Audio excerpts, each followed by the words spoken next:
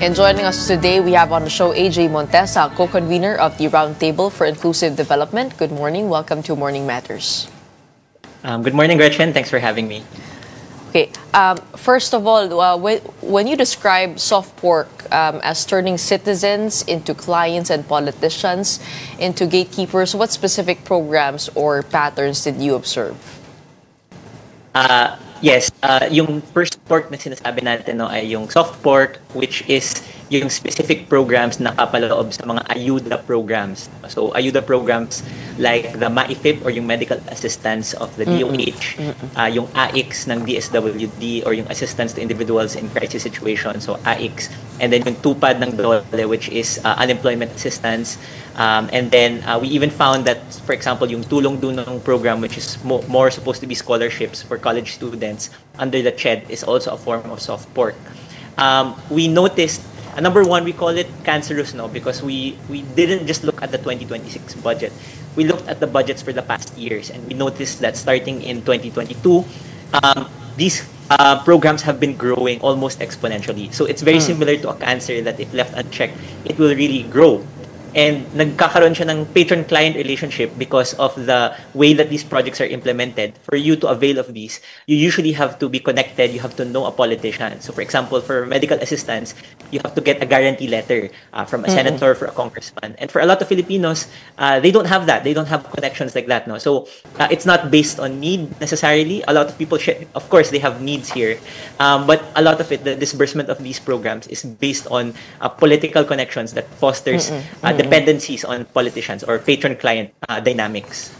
Is that how you describe pork? What makes a budget item qualify under that description?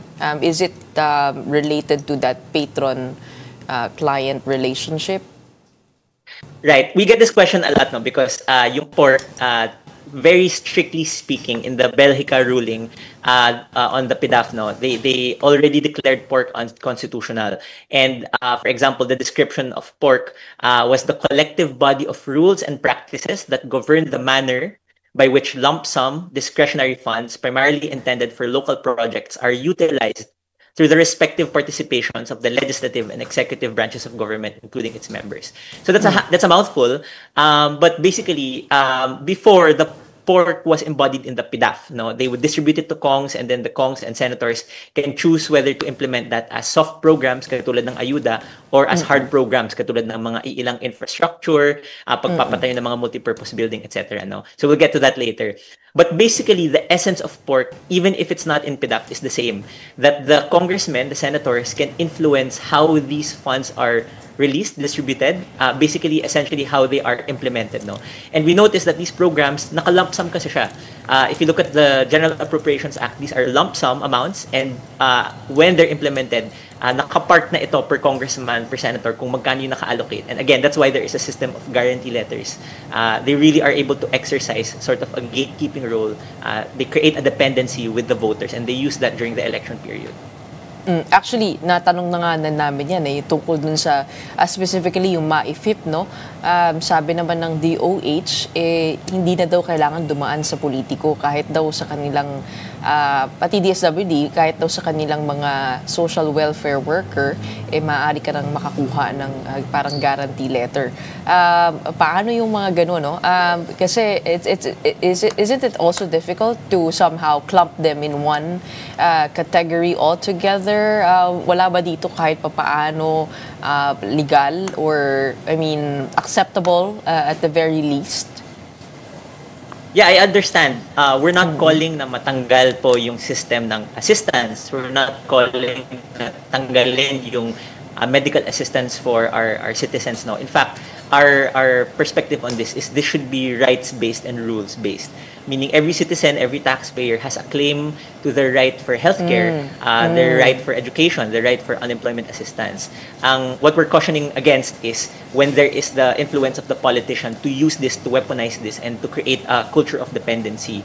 So that's why we're calling this out, no? Para ma-reimagine yung healthcare system natin na hindi na siya nakadepende sa politiko.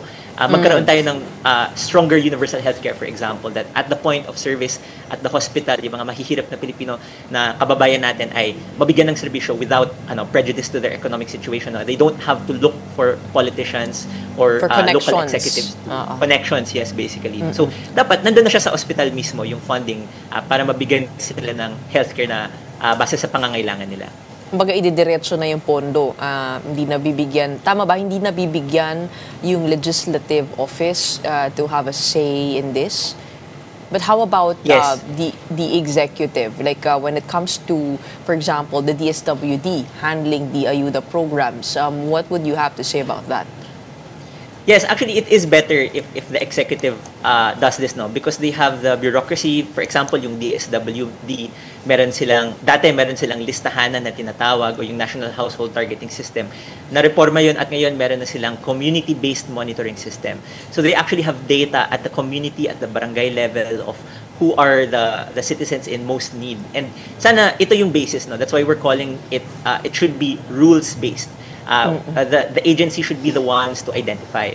The problem if you give it to the politician, no, number one, they don't have that technical bureaucracy. Of course, they're a politician. They were elected to craft laws. No, they were not elected to implement these programs.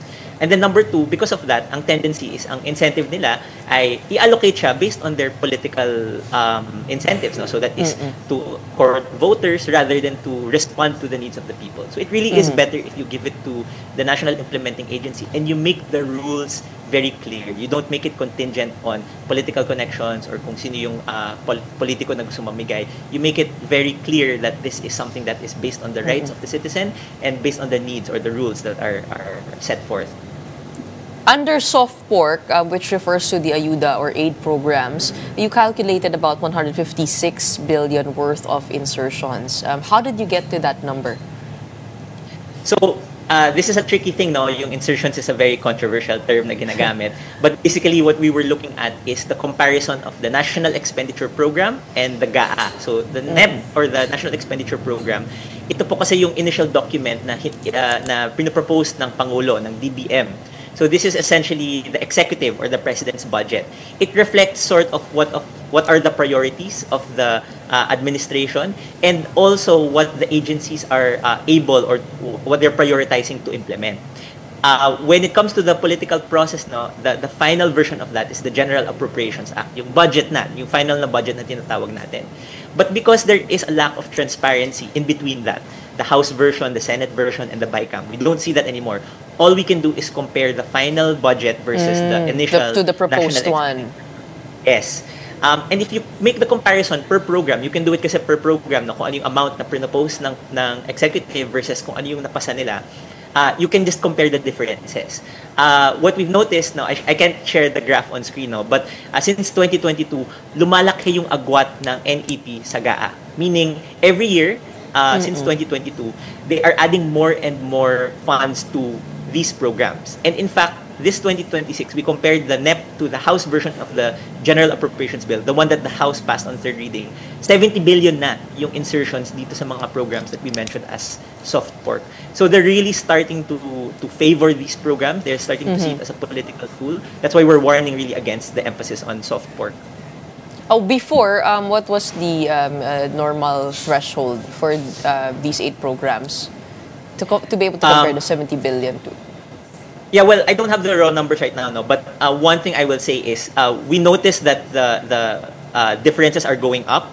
The natural question you should ask is, if the budget for these items are going up, they must be taking that out from somewhere else. And we tried to dig into that, and we found out that while these programs are going up, the programs for other rules-based social protection are actually going down. Halimbawa, nandito yung 4Ps o yung Pantawid Pamilya program.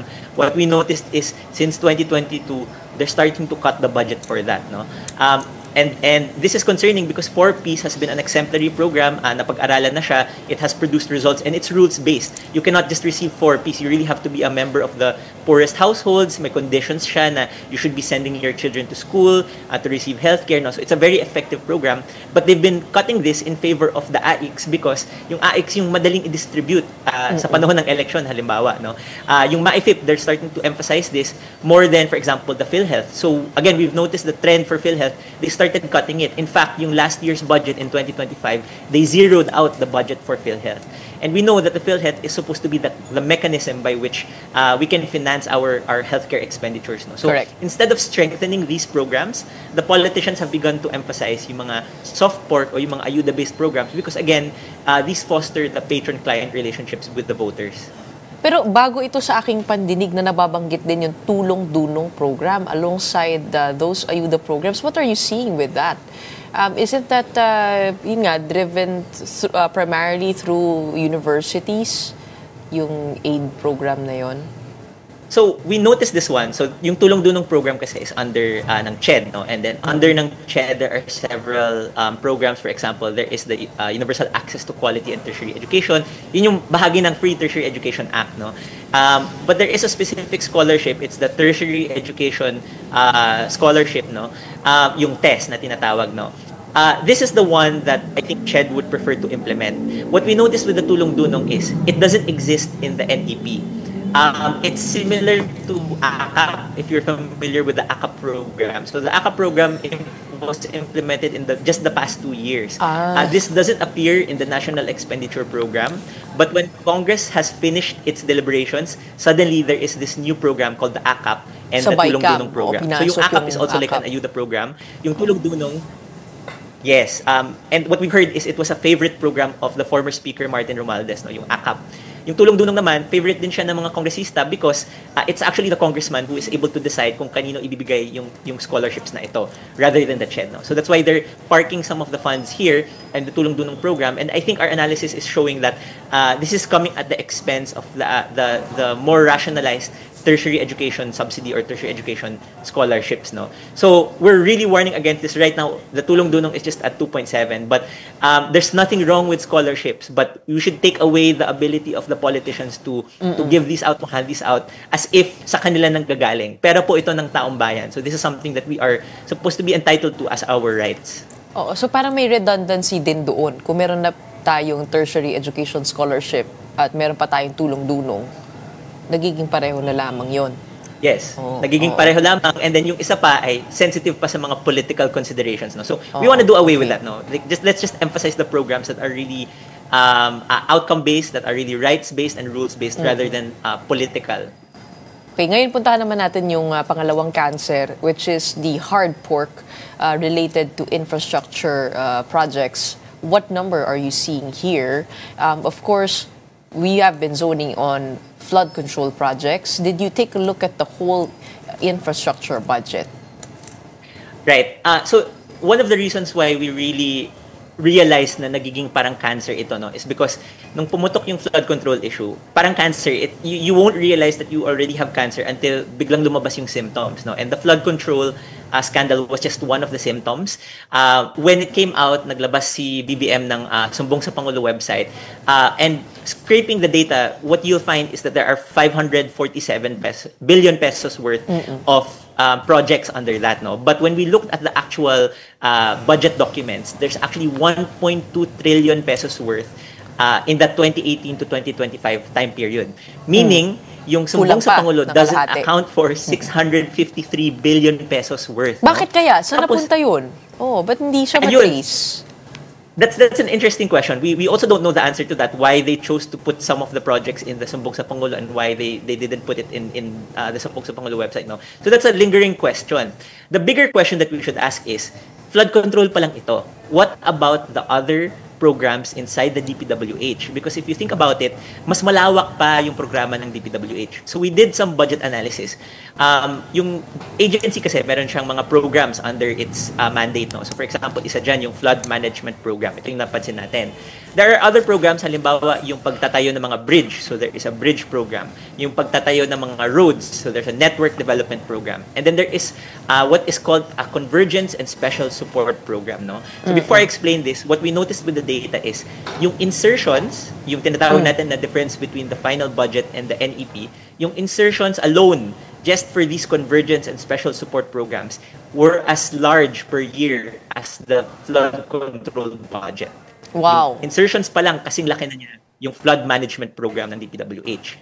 And yung convergence program na ito, yung convergence projects na ito, ang nakapaloob po dito, nandito yung mga multipurpose buildings, mga evacuation center, nandito yung mga roads that are supposedly supposed to connect different agencies and outcomes. So halimbawa, roads leading to tourism centers, roads leading to seaports, airports, etc., etc. No? Nandito din yung, for example, CPAG na infrastructure and basic infrastructure program. No?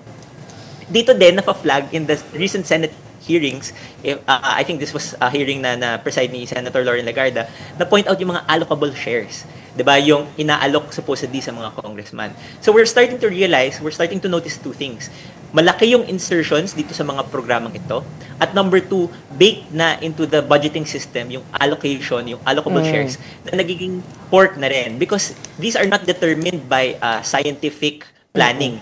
Ang sinasabi, ang lumalabas sa hearing ay nakadepende ito sa alok ng congressman o kung ano yung negotiation nila, kung saan nila gustong ilagay.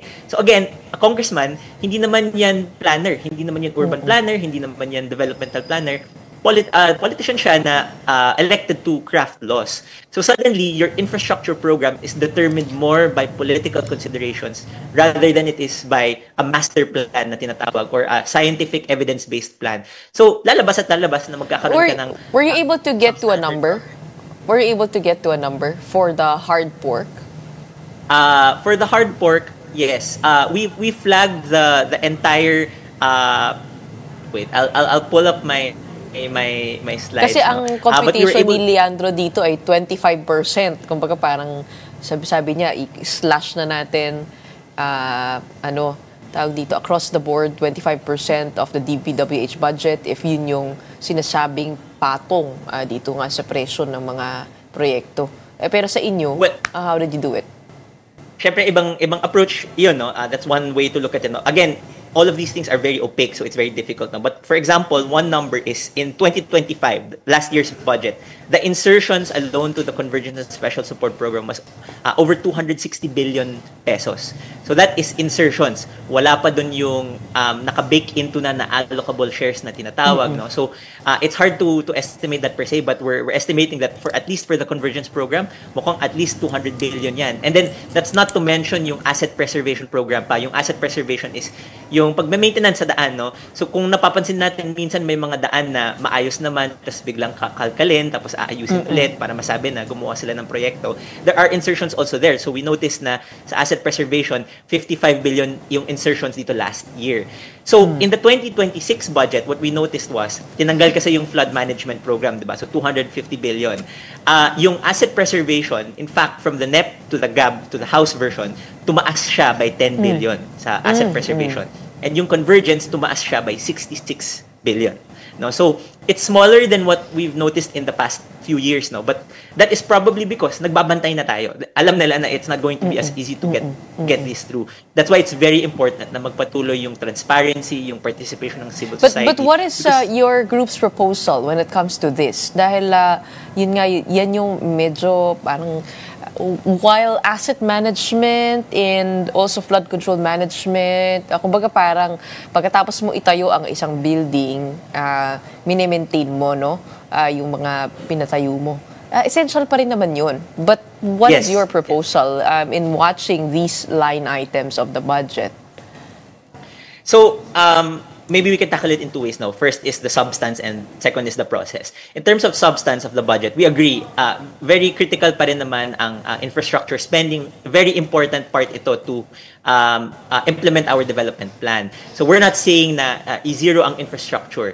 What we're saying is infrastructure projects should be planned based on scientific planning, based on nature-based solutions, no, based on a transparent master plan. So yun yung keyword, yung master plan. No? I think lumalabas na ito sa mga hearing na during the time of Secretary Babe Singson, no, we noticed in the data kasi maliit yung insertions nung panahong yon from 2010 to 2016. Almost non-existent yung insertions nun. And I think he explained this because during their administration, they had a master plan. So nakaplanado na yan. They know what they are going to implement because these are long-term projects that you can't just do willy-nilly. They are things that you should plan ahead, right? So they had a master plan and alam nila na ganito yung gagawin nila. So very minimal yung kayang gawing insertions doon because the politicians, they won't be able to justify it. Correct. No? Nawala yon, unfortunately. So what we want is we go back to that, no? Number one. Number two, maging transparent yun. Kita dapat ng taong bayan yun. And number three, mag-emphasize din tayo ng nature-based solutions. No? Semento tayo ng semento for flood control, but in a lot of places in the Philippines, yung gray infrastructure is not necessarily the best solution. No? So that is for the substance. I think, in comment ko na lang ay sa process ay, all of these has to be transparent. That's why we've been calling for a transparency server so that any insertion, any realignment of the budget, any infrastructure proposal from a politician, dapat nakikita kung sino yung nagpropose, kung ano yung mga proyekto. Tama. So we want that entire system to be transparent. Yung sinabi ko kanina na in between the NEP and the GAA, dapat kitang-kita, documented lahat ng iyon. And then, so open the BICAM, for example. Dapat kita Parang natin lahat. ayon sa sinabi ng Pangulo, mahiya naman sila. Dahil nandun yung pangalan nila. Hindi pa natin napag-uusapan yung pangatlo, which is shadow pork relating to the unprogrammed appropriations. But unfortunately, we're running out of time. But thank you for helping us understand those things. And we hope you continue to sound the alarm on these pork in the budget, these pork insertions in the budget, which continue to exist. Maraming salamat. We have AJ Montesa, co-convener of the Roundtable for Inclusive Development. Thank you so much, Gretchen.